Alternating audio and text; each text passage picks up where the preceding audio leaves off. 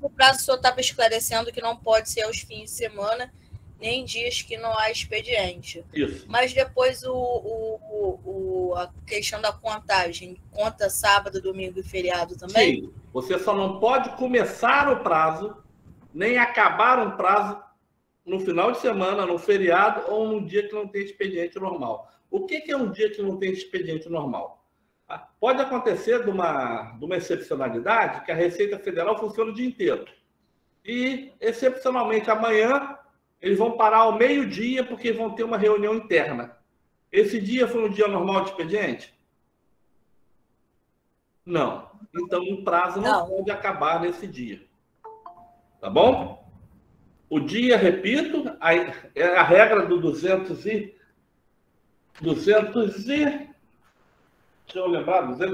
do CTN, eu lembro o artigo, 200, cara, eu estou seguindo, 210 do CTN.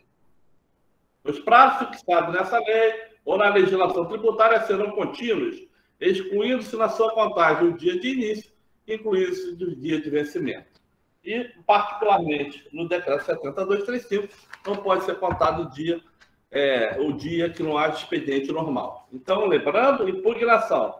Hoje, 22 de fevereiro. Quando começa a contar o prazo? Amanhã, 23 de fevereiro. Aí você conta 30 dias para apresentar a sua defesa, que se chama impugnação. Essa defesa, que se chama impugnação, você vai preparar um vocativo. Ilustríssimo senhor, foi no Rio de Janeiro, delegado, que é a autoridade para quem você vai enviar a defesa, da Delegacia da Receita Federal em julgamento. Isso tem tudo no material em Excel que eu já vou mostrar para vocês. Tá? E vamos ver o caso concreto já, para eu poder explicar como é que a gente monta essa defesa para vocês. Professor. Voltemos ao organograma. Oi, quem está falando? Isabelle. Então, o prazo, ele corre também nos finais de semana, é isso? Sim, senhora. Só que ele só não pode começar nem acabar no sábado e domingo, tá? Nem no feriado. Show de bola. Depois que você disparou a contagem, começou a contar amanhã. Você inclui o sábado e domingo aí na contagem do prazo. O feriado do carnaval vai contando tudo.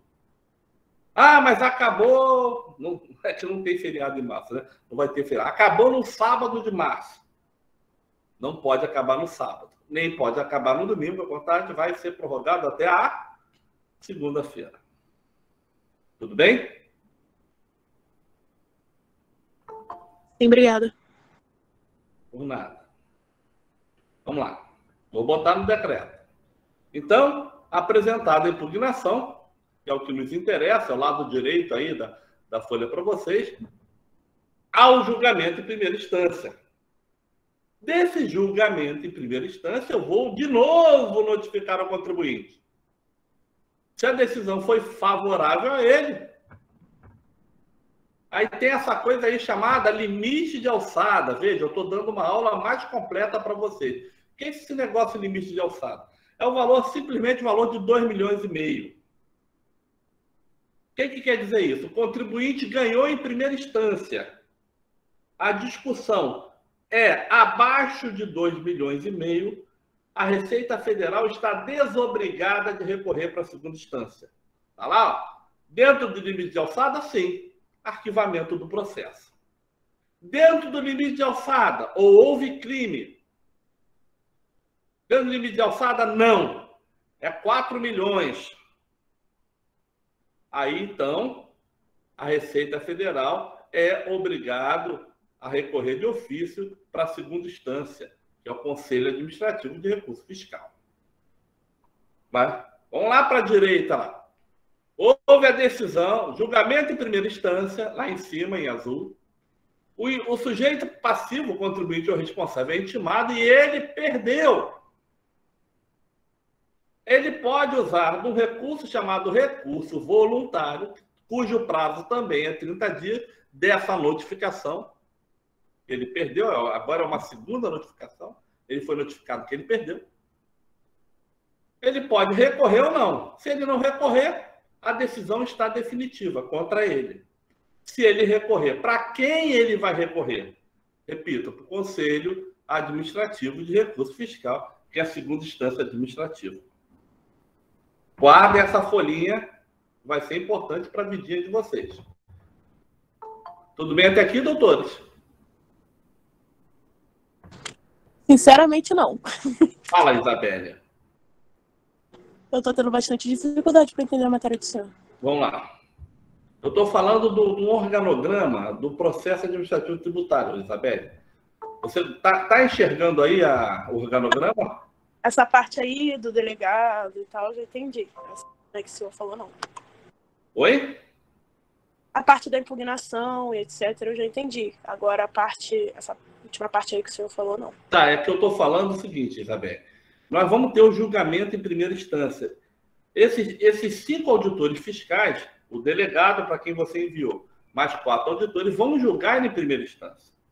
E vai ser dada uma decisão a favor ou contra o contribuinte. Bom, se a decisão foi a teu favor e o valor discutido é baixo, a Receita Federal não recorre. Porque tanto você quanto a Receita Federal podem recorrer. Tanto você quanto a administração pública podem recorrer da decisão. Só que, se você, contribuinte, ganha em primeira instância, quer dizer o quê? A Fazenda perdeu, não vai ter crédito. A Fazenda, olha, qual é o valor da discussão? 2,5 milhões. Até 2,5 milhões, está no meio do papelzinho aí, que é o limite de alçada. Se a discussão for até 2,5 milhões e você, contribuinte, ganha em primeira instância, a Fazenda não recorre. Se a decisão for acima de 2,5 milhões, não está dentro do limite de alçada, está acima, a Receita Federal recorre para a segunda instância através do recurso chamado recurso de ofício. Isso não nos interessa. Eu estou para a aula, para a prática forense tributária, não interessa, mas como conhecimento de direito tributário, você tem que saber isso.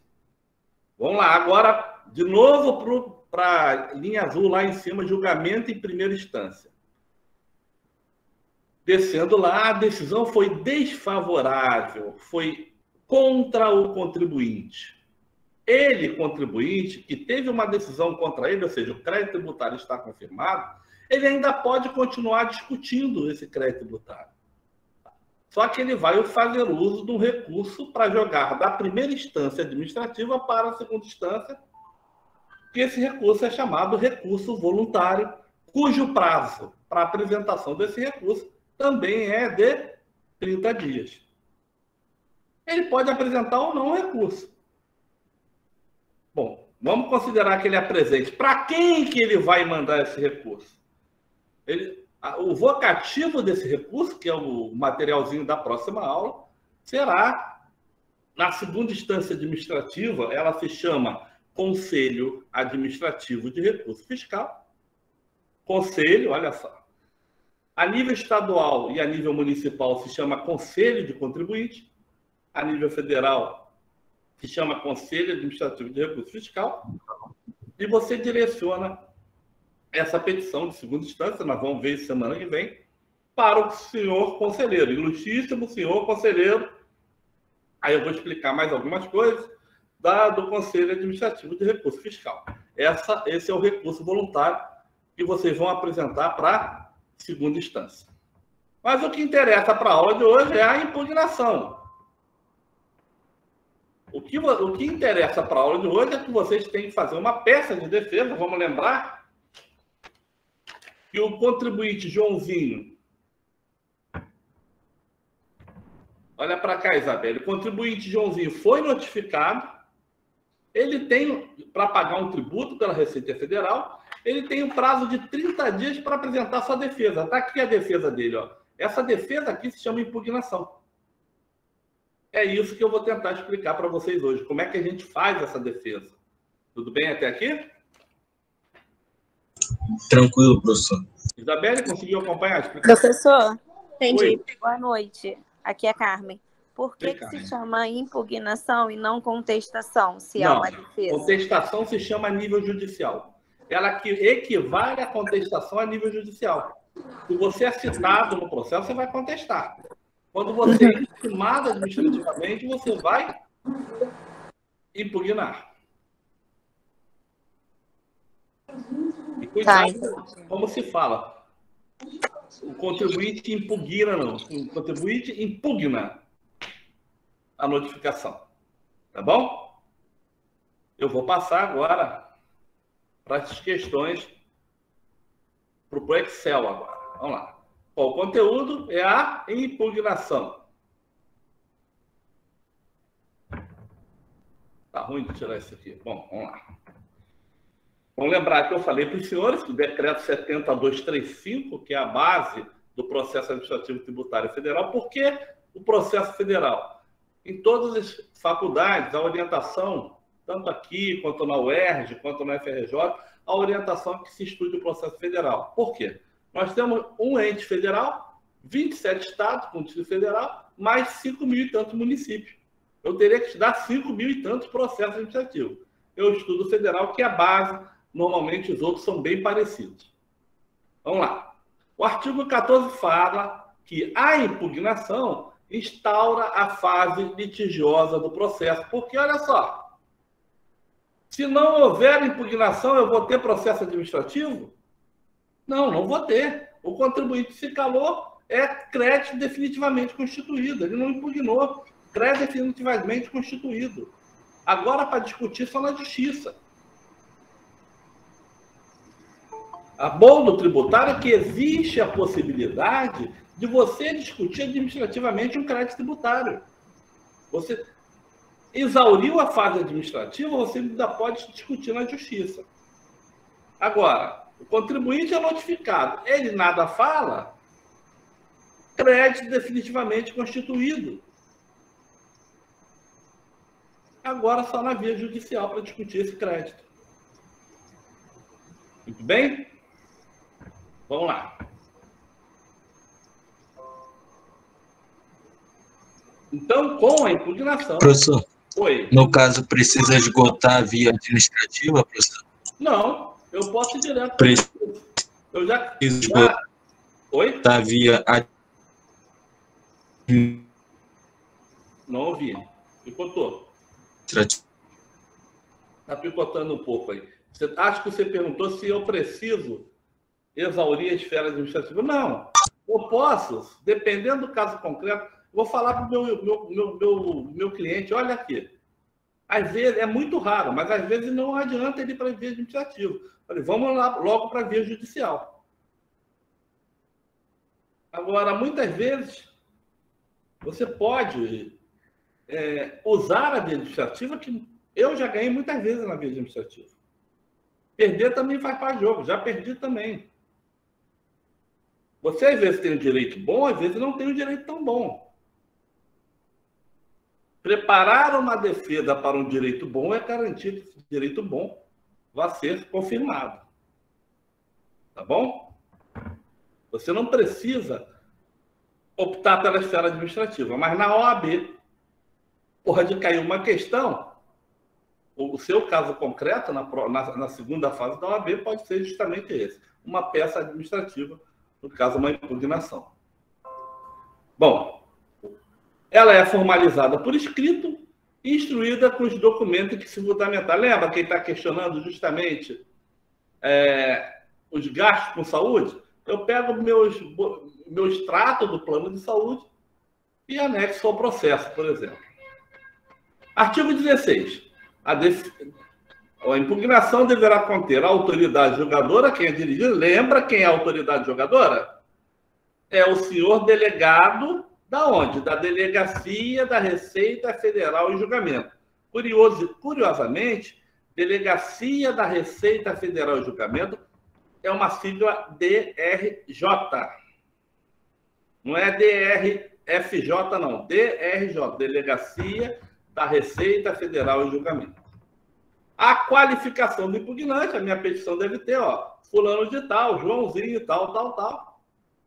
Mais ou menos a história que você tem que contar, os motivos de fato de direito pelos quais você está apresentando aquela defesa e, se houver possibilidade, mas em geral não é cumprida, as diligências que o impugnante pretenda seja efetuada. Em geral, a diligência não acontece. A Receita Federal não tem pessoal suficiente para fazer diligência.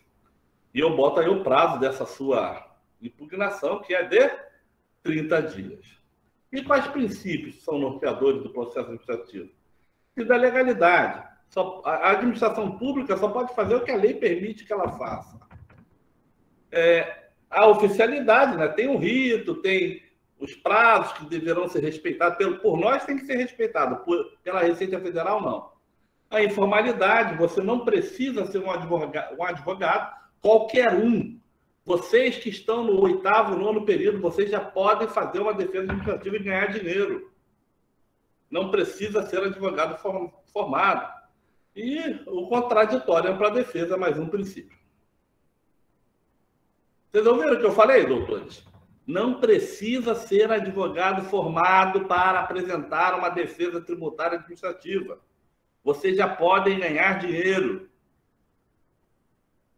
Ouviu? O princípio é da informalidade. Uma procuração do seu cliente vai lá e apresenta a sua defesa. A defesa do seu cliente, no caso. Que boa notícia, né? Já pode ganhar dinheiro com o tributário. Viu, Pimentel? Professor, não posso não. Qualquer atividade ligada a isso eu não posso exercer, infelizmente. É servidora? Sim. Pois é, eu tenho impedimento com a prefeitura. Eu sou servidor municipal. Eu tenho impedimento com a prefeitura, mas você... Aí cada um tem o seu cada um. Por acaso, né? Sem querer, eu fui na ferida, né, o Pimentel? Eu e você. Professor, faz parte. Faz parte. Tudo bem, Tá graças bom. a Deus. E tudo dá graças. Vai. Vamos lá. Olha o caso concreto, é um caso antigo, né? Um material antigo que eu trouxe. A ABC Indústria e Comércio Limitada recebeu, considerem que o que está escrito no caso concreto seja verdadeiro, tá bom? Você tem que considerar que o caso concreto esteja a te dar informações verdadeiras. A ABC Indústria e Comércio Limitada recebeu um auto de infração lavrado pela Delegacia Federal do Brasil no Rio de Janeiro. Pode Delegacia Federal, Delegacia da Receita Federal, não importa. Como o problema está chamando. Exigindo imposto de renda pela omissão de receitas tributáveis. Vejam, é uma notificação contra uma pessoa jurídica. Vamos lembrar que, em geral, quem responde pessoa jurídica é o sócio gerente. A empresa não deseja ingressar no judiciário. Opa, tá vendo aí a diferença? O que essa peça está me mandando? Eu tenho uma situação concreta onde há uma discussão de imposto de renda e a OAB já está me dizendo que ele não quer ir para a justiça. Ele está me jogando por uma peça administrativa. Perceberam a situação só de ler o caso concreto? Perceberam a situação só de ler o caso concreto? Que ele não quer ir para a via judicial? Muito bem. A empresa não deseja ingressar no judiciário para discutir exigência fiscal, tendo em vista que sua contabilidade fará prova suficiente da lisura dos procedimentos adotados. Ou seja, você tem que considerar que a empresa foi correta. Ela agiu com correção na apresentação das informações. Isso é uma situação que quer dizer o quê? Opa, essa empresa está correta, vai apresentar a defesa e vai ganhar. Diante do caso concreto, elabore a peça processual adequada para a defesa dos interesses. Vamos lembrar vocês, doutores, eu acabei de falar, quando a pessoa recebe a notificação, qual é a peça que ela deve ser apresentada? Impugnação. E se, depois de impugnada, ela perde em primeira instância, qual peça processual ela deve apresentar? Recurso voluntário. Recurso voluntário. Ambos nos prazos de 30 dias. 30 dias. 30 dias. Isso. Não é um bicho de 7 cabeças. Isso Valentim, não é difícil. Tá bom? De cara, como eu percebo no caso concreto que ele acabou de receber a notificação, é claro que eu não estou falando do recurso voluntário, estou falando de impugnação. Quando é que ele vai apresentar o recurso voluntário? É depois do julgamento em primeira instância, ou seja, eu apresentei a impugnação, o contribuinte perdeu a discussão em primeira instância, mas ele quer continuar discutindo. Ele apresenta o recurso voluntário para levar o processo da primeira para a segunda instância. Tá bom. Professor, me surgiu uma dúvida. Como que ele toma ciência de que esse processo foi julgado, esse processo administrativo foi julgado improcedente para ele, para começar a contagem do prazo, para apresentar um recurso voluntário? Vamos lá. Por AR também? AR, mas ele vai ser esperto e vai acompanhar eletronicamente o processo. Você não faz só a petição, você é advogado, você acompanha o processo, entendeu? Professor, nem todos, me desculpa, mas nem todos. Aqui, ó, lembra? O auto de infração. Não tem o processo ainda. A impugnação, opa, agora eu tenho um processo. Isso aqui vai ser costurado, vai ganhar um número a processo, número tal. Agora sim eu tenho um processo. Porque eu tenho, de uma parte, a Receita Federal, de outra parte, a defesa administrativa do contribuinte. Agora sim vai ganhar um número, agora sim está instaurada a fase litigiosa, agora sim é o processo. Esse cara não ganhou. Vocês não vão ganhar dinheiro só para fazer a petição. Você tem que fazer a petição e acompanhar a discussão administrativa.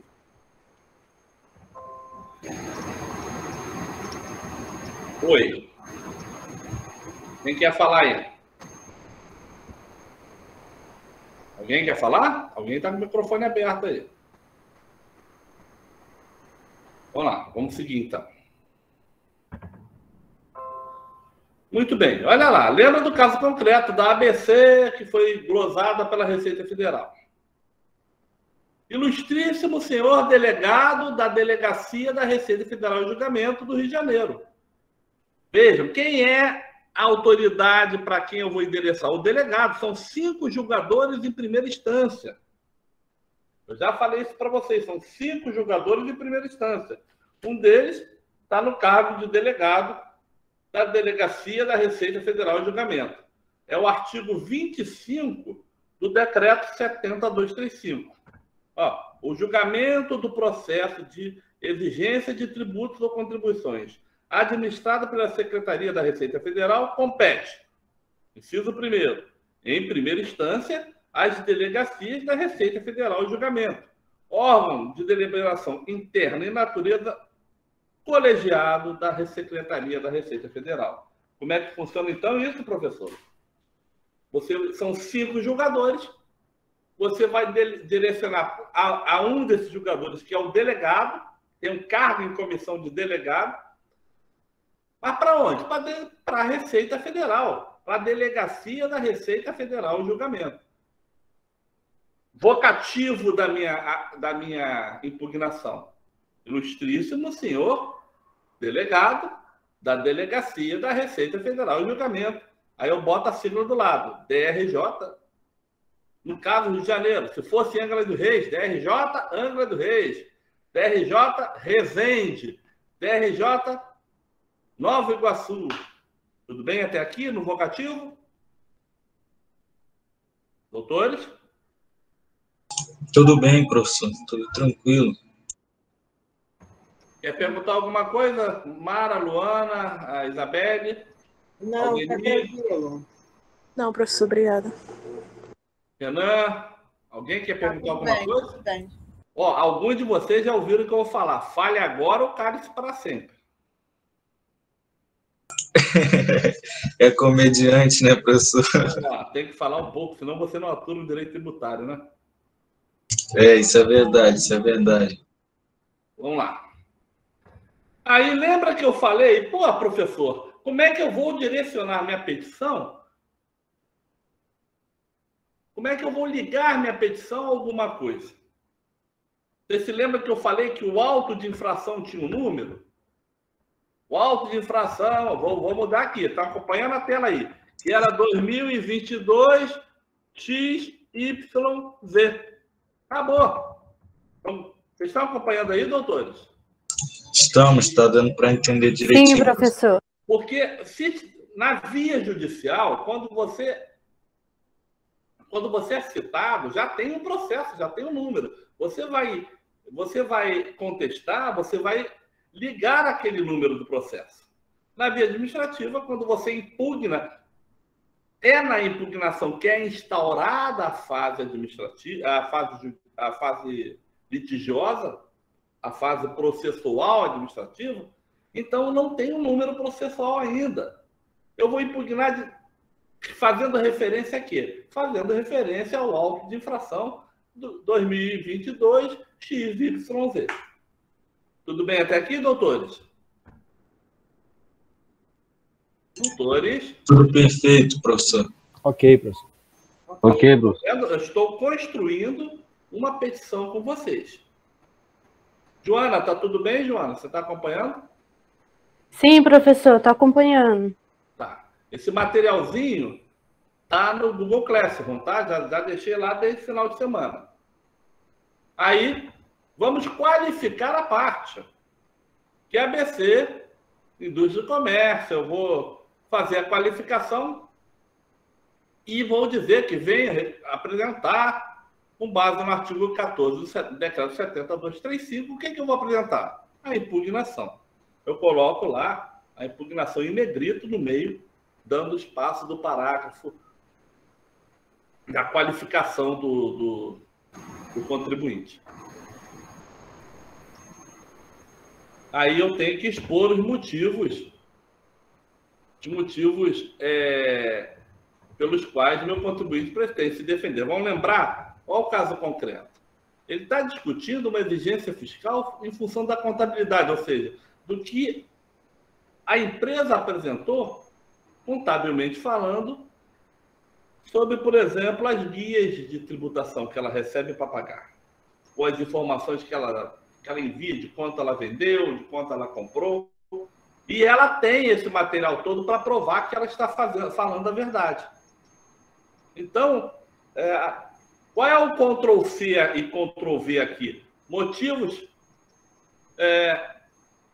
vocês vão relatar. Há dois fatos. A ABC Indústria recebeu auto de infração, lavrado e tal. É o Ctrl-C e Ctrl-V, exigindo IRPF pela omissão de receitas. Não vai botar que resolveu não ingressar no judiciário, isso não tem nada a ver, mas continua. Vou questionar a exigência fiscal, tendo em vista que a minha contabilidade está perfeita, está limpa, está de acordo com o preceito da Receita Federal. Esses são os fatos. E do direito, nesse caso concreto, eu só vou falar do direito processual, o direito que eu tenho, impugnação, porque se trata de provas. Se tratam de provas. Não é um bicho de 7 cabeças fazer uma impugnação administrativa. Vocês que já estão no 9º período já devem ter feito muitas peças processuais. Sim ou não, doutores? Mais ou menos. Algumas. Tá bom. Então... Não o suficiente. Não é trabalho de casa, mas eu já dei o pontapé para vocês aqui. Tá lá? Eu já dei o vocativo, como se preenche de auto de infração, a qualificação e a impugnação. Os fatos, eu vou fazer o Ctrl-C, Ctrl-V. Eu tenho o pedido final lá. E, finalmente, acabei a minha impugnação. Olha lá, vamos ver outro exemplo. Eu tenho outro exemplo, né? Eu vou direcionar o delegado da Receita Federal ao julgamento, não sei de onde. Pode ser do Rio, Nova Iguaçu, onde está correndo essa discussão administrativa. Coloco ali o auto de infração 2022 XYZ, qualifico o contribuinte, isso é outra forma. Eu gosto muito dessa primeira forma aqui de destacar a peça, a impugnação. Tá? Eu acho que fica mais visível do que eu estou apresentando. Mas existe outra técnica de você, no parágrafo, colocar que você está pretendendo impugnar o lançamento. Isso é outra técnica de redação forense. E você descreve os fatos. Descrição dos fatos é você ir ao caso concreto e fazer Ctrl-C e Ctrl-V. Dizer o que aconteceu. E continuar na defesa do seu cliente, que seu cliente alega a lisura de todos os documentos fiscais conforme prova em anexo, porque ele tem os documentos, ele não está dizendo no processo, no caso concreto, que ele tem os documentos fiscais, está limpa a contabilidade dele, então você pode, conforme documentos em anexo, porque isso é uma informação que você pode deduzir desse caso concreto, para completar a sua peça administrativa. Tudo bem até aqui, doutores? Tranquilo, professor. Vocês são capazes de completar essa peça? Quem quiser me mostrar no começo da aula, pode me mostrar no começo da aula da semana que vem? Da semana que vem, não, da próxima aula. Semana que vem é feriado, né? Professor. Oi. Lá no auto de infração, Uhum. no caso desse exemplo aí, tem que vir descrito qual é o tipo de omissão, né? Você fala, omitiu tal de receita, mas qual receita? Qual não, a gente está falando de imposto de renda. É receita de imposto de renda. Não, mas, sim, mas qual é qualquer coisa. Tá aí, não, de fato, ele poderia estar mais completo, esse caso concreto. Tá? A OAB tem sido mais precisa nos casos concretos. Às vezes é tão precisa que eles erram. Mas, para vocês começarem bem de leve, é uma situação bem simples, onde eu já praticamente direcionei toda a impugnação para vocês. Ó. O início, que é o mais trabalhoso, descrever os fatos é Ctrl+C, Ctrl+V em relação ao caso concreto e finalizar a petição. Olha lá. Tem todo o materialzinho. Vocês, o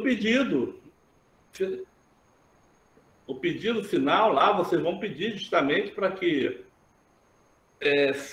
para o desfazimento do lançamento, que seja considerado insuficiente o lançamento fiscal, que pode ser total ou parcial, nesse caso concreto que nós estamos falando, insuficiência total do lançamento, já que a empresa está agindo de maneira correta, e que seja acolhida a impugnação.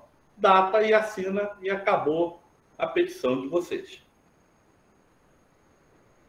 Está tudo mastigadinho para vocês fazerem a petição. Valentim, você vai abrir um campo dentro do Classroom para a gente entregar essa peça? Luana Pimentel, vocês não são... Veja, não é um trabalho de casa, não é para entregar. Mas eu gostaria que vocês fizessem. Eu não posso dar ponto por peça, entendeu, Luana? Não é ponto, não. É para corrigir, professor. A gente vai fazer claro. Aí a minha ideia é justamente essa. Eu não vou ter tempo de corrigir toda semana 70 casos. Eu vou escolher uns 2 ou 3 e posso falar sobre eles. Mas você pode... Porque depois a gente queria saber mais ou menos como que a gente está, né? O termômetro, o senhor pegava fazer umas observações para a gente, porque isso, pode o medo de chegar na prova e achar que a gente está sabendo, e não está sabendo porcaria nenhuma, toma 0. Professor? O que eu não posso prometer a você é que eu vou ver 80 alunos no caso. Vou pegar uns 2 ou 3 e vou ver, vou dar uma olhada e explicar. Entendeu? Aí que eu aconselho. Eu começo sempre a aula 5, 10 para as 6. Chega na aula antes um pouquinho a gente discute seu caso. É bom que os outros olham e fazem também. Eu vou mudar o Meet aqui. Vou partir para o segundo, que já vai acabar aqui, tá? Eu vou desconectar esse e entrar no outro, tá bom? No outro link. Ok, professor. Beleza. Vamos entrar no outro link.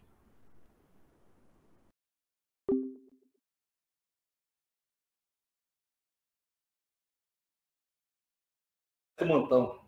Aí sai da posição.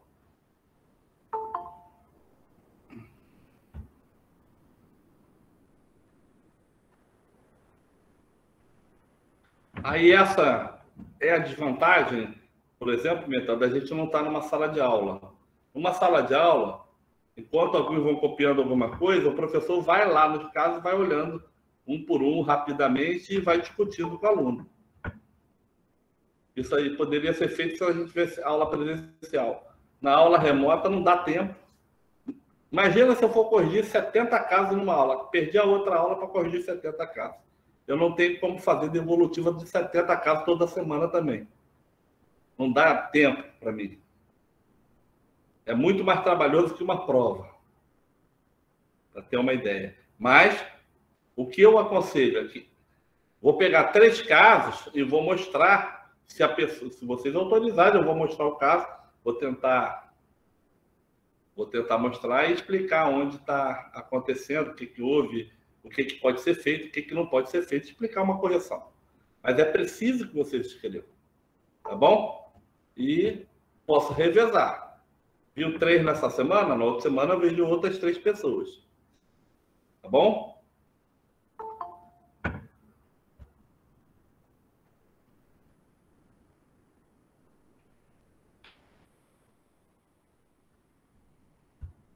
Opa, tá complicado.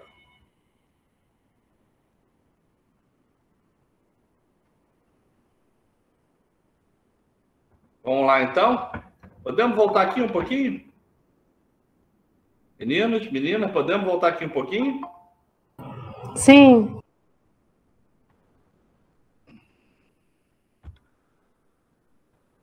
Só mais um minutinho para o pessoal entrar. Eu vou voltar no organograma, tá? Para a gente fazer as explicações. Vamos lá. Vamos lá, então. Veja, houve a intimação da Receita Federal. Opa, esperei um pouquinho, mas não trouxe.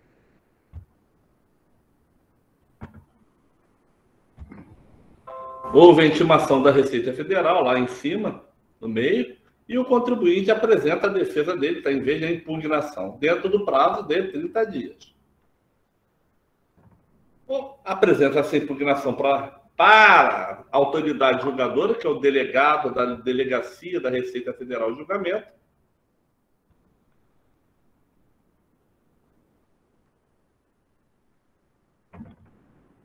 que vai julgar em primeira instância. Vamos lembrar que são 5 julgadores já em primeira instância, é um órgão colegiado.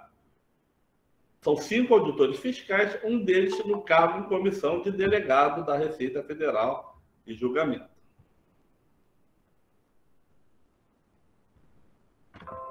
Aí, continuando, é prolatada uma decisão em primeira instância. É prolatada por esse órgão colegiado uma decisão em primeira instância. Essa decisão em primeira instância, vejam, União contra Joãozinho. Se essa decisão for a favor da União, consequentemente, né, ela foi desfavorável a Joãozinho. Joãozinho, que perdeu, pode apresentar um recurso chamado recurso voluntário no prazo de 30 dias para levar essa discussão para a segunda instância.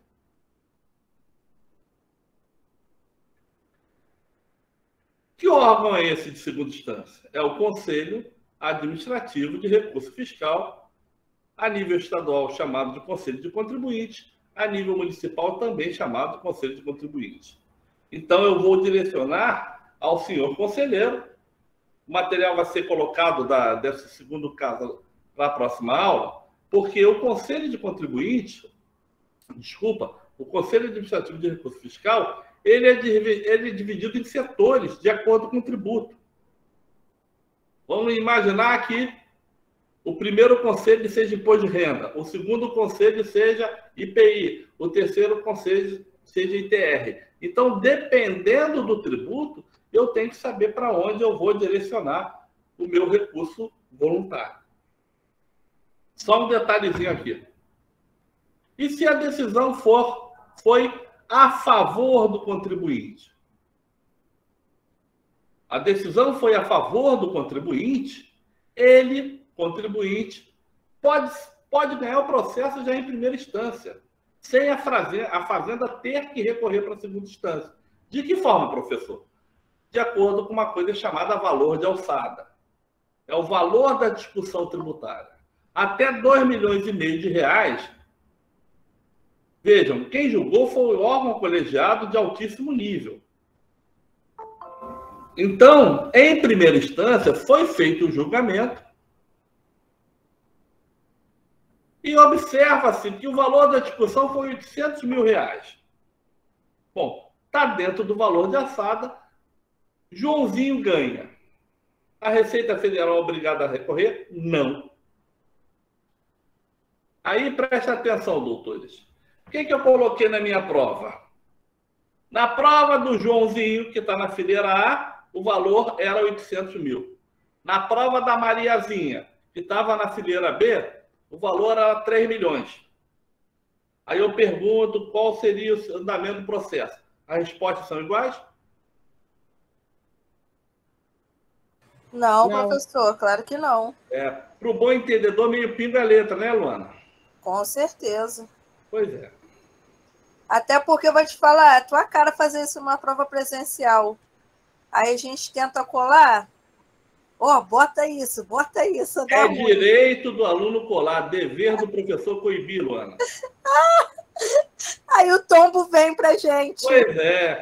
Você sabe que já aconteceu numa turma, eu botei ela em imunidade a prova. Aí tem as imunidades, a 150, 6A, B, C e D. Numa era da C, da outra era da D.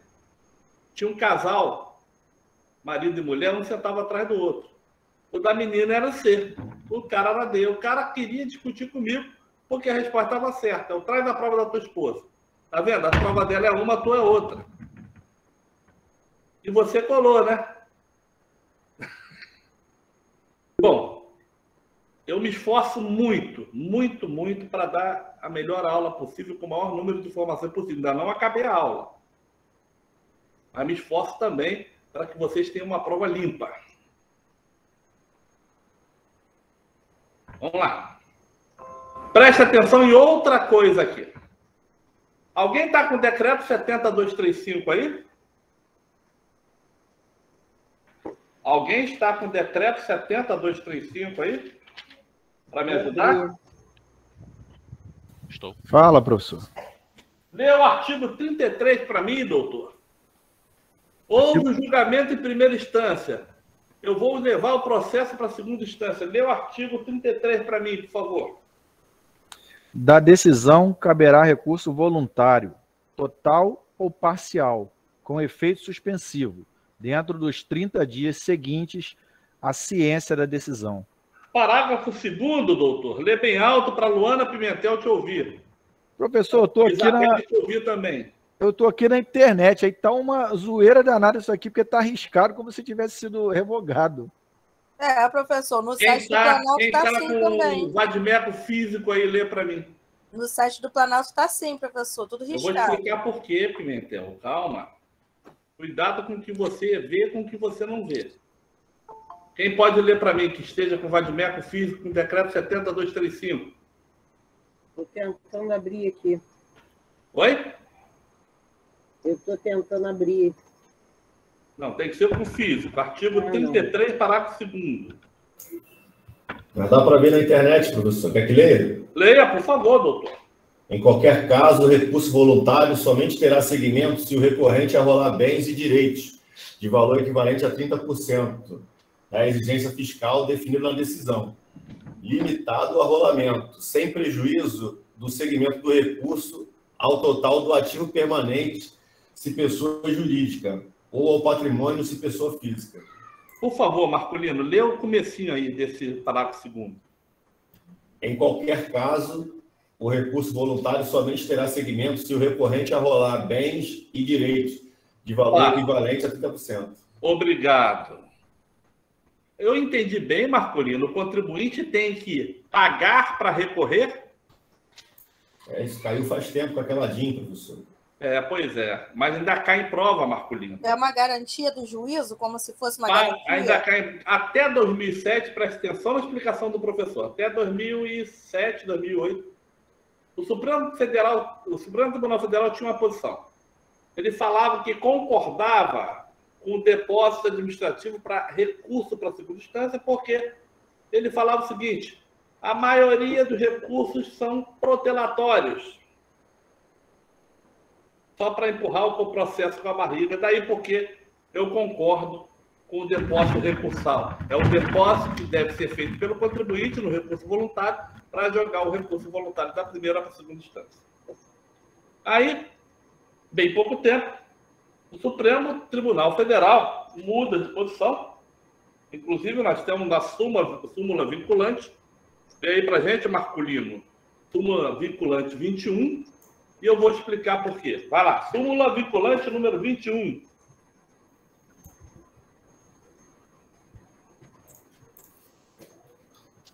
Quem achar primeiro, lê.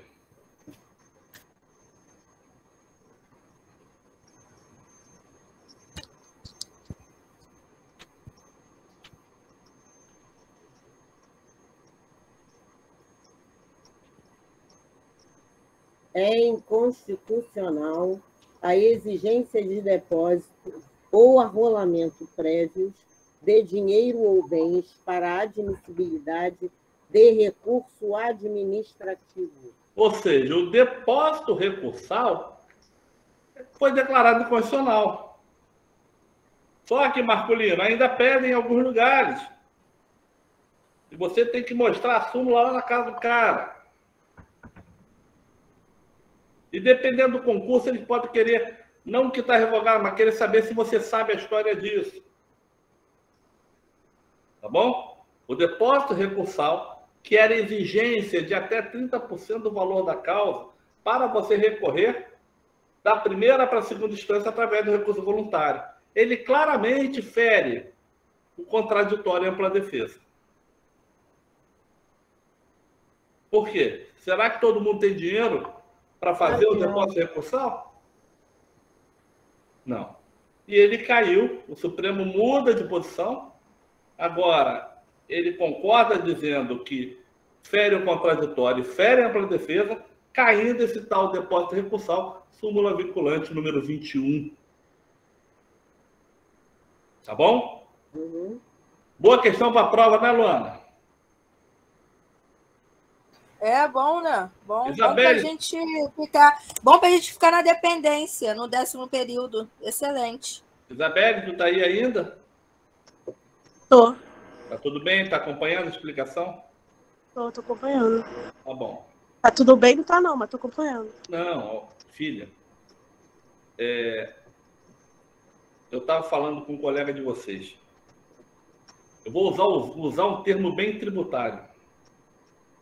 Ninguém pode dizer que Valentim, quando dá aula, Valentim só nega informações. Você concorda? Uhum. Valentim está só negando informações, doutor? Ou está te dando o maior número de informações possível para você não ter... Está dando informação. Para você não ter problemas aí na sua vida acadêmica. Tá bom? Muito bem.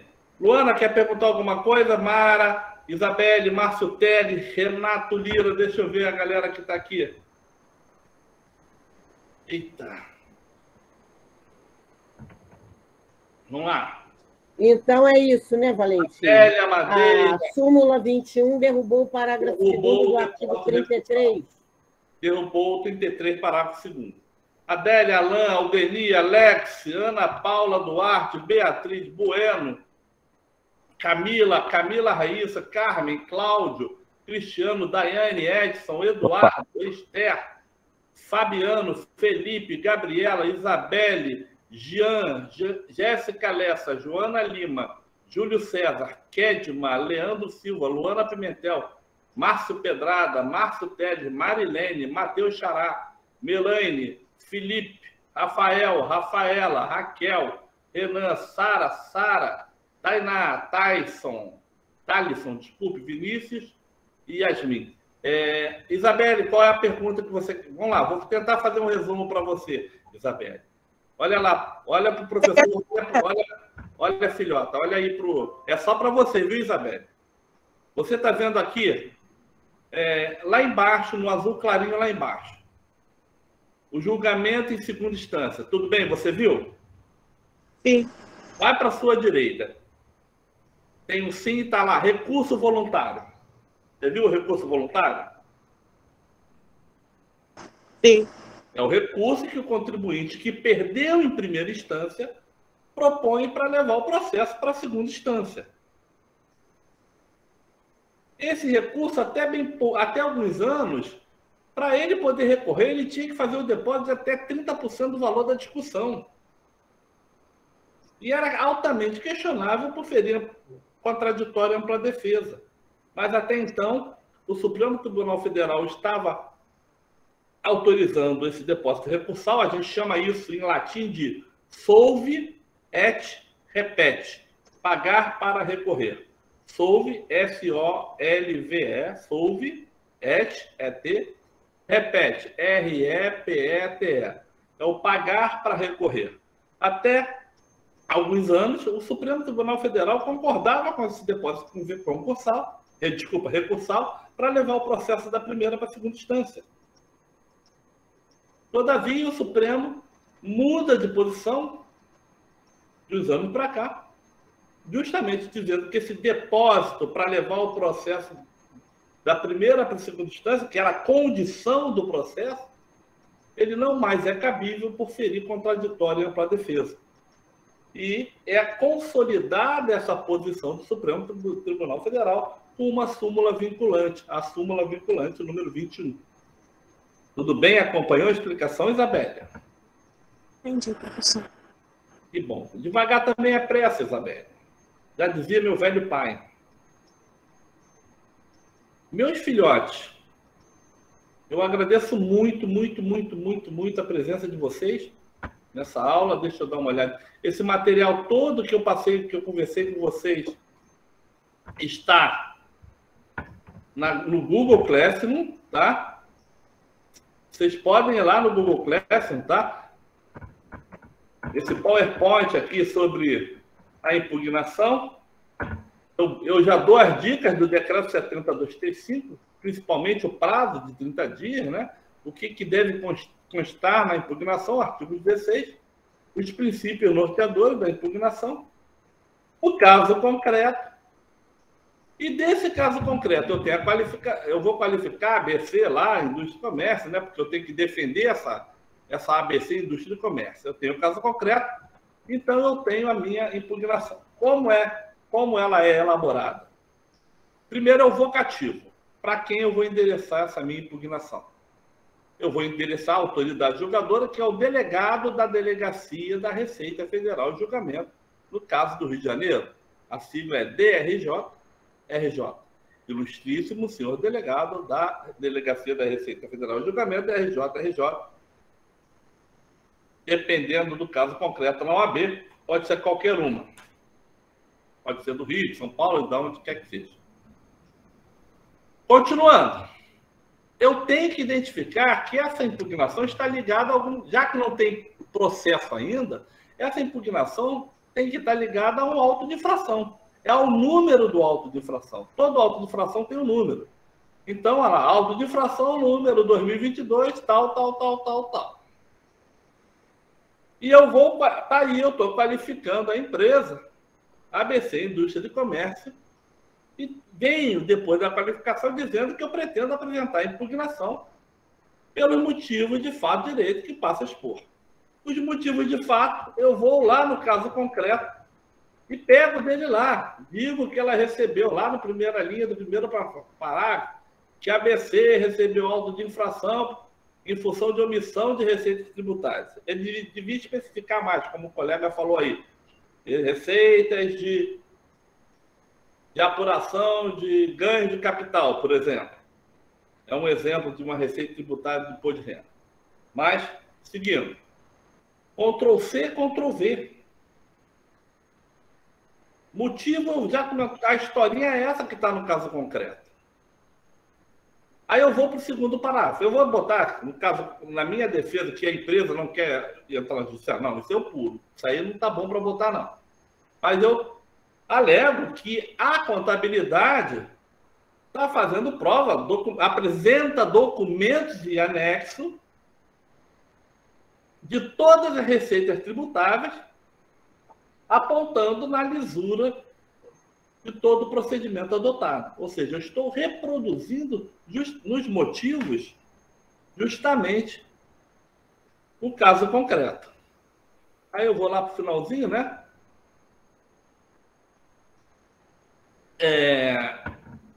Não tem, esse caso concreto ficou muito cru, ele não deu muita margem para a gente falar sobre ele, né? Aqui os documentos anexados, eu tenho que falar desses documentos, e o pedido. O pedido eu quero o quê? Eu quero o desfazimento do lançamento. Se eu apresentei as informações todas corretas, eu tenho prova que as informações estão corretas, eu quero a improcedência do lançamento. É o pedido que eu vou fazer. Vou datar e vou assinar. Tudo bem até aqui, doutores? Uma revisão rápida. Se vocês, por favor,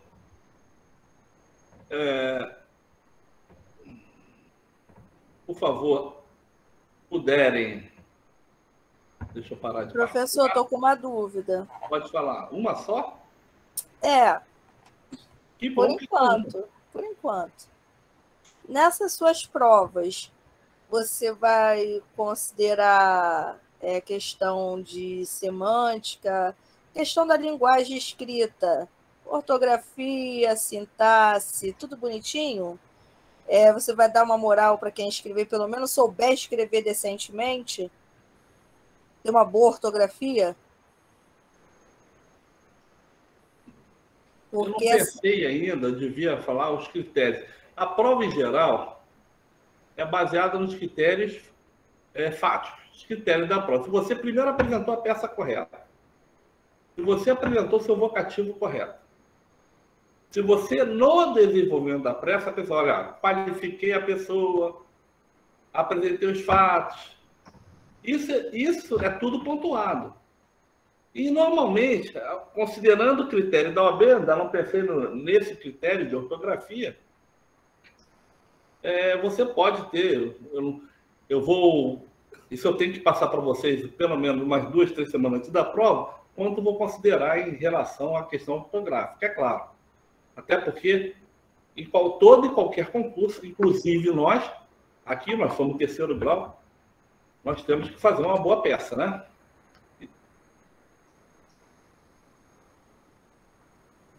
A escrita deve ser o mais escorreita possível. Por isso que eu estou falando. Eu já apresento esse caso concreto, que é um caso concreto bem simples, e aqueles que puderem e quiserem enviar, eu não vou prometer que eu venha responder. É isso, Sara. Que eu não venha, eu não vou prometer que eu venha responder a todos. Eu estou construindo o caso concreto com vocês. Mas quem quiser mandar, eu vou olhar uns 2 ou 3 no máximo. E no início da aula também, apresento a correção, explico a correção, faço uma devolutiva para vocês. Olha, o que errou, o que não errou. Professor, porque eu vou te falar, eu estou muito preocupada com a questão do tempo. De 7 da noite às 20h20, eu acho que é um espaço de tempo muito curto para que a gente possa saber desenvolver nossas habilidades cognitivas de acordo com o que o senhor merece ler. Com a devida vênia, doutora. Com a devida vênia, o aluno deve estar preparado para fazer essa peça em 1 hora. Esse é o critério da OAB. Você tem 1h20. Mas vamos ver como é que a instituição vai fazer, que eu não sei, salvo nós voltarmos, porque parece que o Rio de Janeiro já está prestes a liberar o uso de máscara, salvo nós voltarmos à aula presencial, isso vai ser relativamente resolvido. Eu acho que, se Deus quiser, se nada de anormal acontecer nesse período, a gente logo está voltando à presencial, que vai ser muito melhor. O que acontece, Pimentel? Eu deixei esse material no domingo, no sábado, já para quem quisesse se preparar. É o algo mais, né? Porque já está toda a instrução lá, para você poder desenvolver essa peça se você quiser. Dá uma olhada, eu sempre deixo antecipado o material, tá? E eu sempre começo antes, até fiquei preocupado, falei com o Alex. Alex, não tem ninguém na sala, faltavam 5 para as 6, eu já estava na sala. E é nesse momento que a gente aproveita, enquanto eu estou aguardando os colegas chegarem, para discutir. Olha, eu fiz a peça assim, eu fiz a peça assada. Valentim, eu me atrasei para aula porque eu estava lá na OAB, numa palestra. Eu preciso para isso. Tá tudo bem, gente. Eu estou ansioso, eu tenho crise de ansiedade. Se eu não vi a hora de iniciar a tortura, né, professor? Tortura? Pô, tô crente que eu estou abafando. Ó, deixa eu mostrar um negócio para vocês aqui. Ele deve se divertir horrores com a gente, Alex. Vocês já de desespero. agradeceram Eu agradeço a Deus em cada minuto por estar aqui com vocês. Aqui, ó. Vê se vocês... Não vai dar para enxergar, mas tudo bem. Tá vendo aqui? Conseguem ver? Pelo menos que tem uma foto aí no meio? Parece que é uma foto. Todo mundo de Vê se perto. dá para ler alguma coisa. Cerimonial de graduação. Pois é, mais uma turma que eu fui convidado para ser homenageado. Por que será? É porque eu sou mal, né? Mas para isso tem que aprovar todo mundo, hein? Por essa turma também. Claro, vou aprovar de acordo com o que vocês fizerem. Tá bom? Gente, preocupem-se em terem boas aulas, a primeira coisa. Ai, meu Deus, esse vocês podem falar tudo, mas menos dizer que o Valentim está enganando vocês. Que o Valentim não está dando aula. Tá bom? E digo mais, boas aulas. Valentim. Oi, meu amor. Podem deslogar. Oi, minha princesa. Fala, Isabelle, fala. É para botar quem puder te enviar as peças. Pode, envia por aqui pelo Classroom mesmo. Pelo mural, qualquer coisa, entendeu? Valeu. Não tem problema nenhum, não. Eu não vou, Isabelle, eu não vou prometer ler todas, porque imagina se 200 alunos resolverem enviar a peça. Eu só vou conseguir ler umas 2 ou 3, vou ser sincero. Vou fazer a devolutiva e a gente discute em sala de aula. Aí, na outra semana, são os outros 3. Tá bom? Tá bom, obrigado. Valeu, professor. Até a próxima. Voltar presencialmente, que isso fica mais fácil em sala de aula. Boa noite, Valentim. Boa noite, tenham uma ótima semana. Boa noite. Um ótimo feriado para vocês, tá? Vou aproveitar para estudar tributário, professor. Oi, filho.